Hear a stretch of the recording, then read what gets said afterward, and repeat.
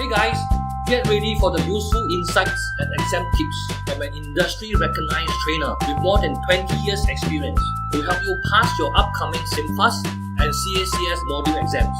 You are listening to Kinlook from simfast-exam.com.sg.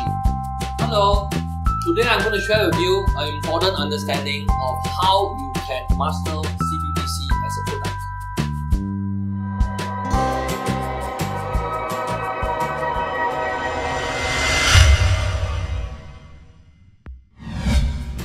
On CBBC, we know that there are two categories in CBBC. We have got the R and the N. Always remember, when it comes to R, there are always 3 lines.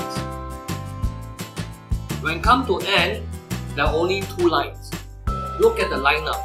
For an R bull, you have the market level here, the call level, and the strike level.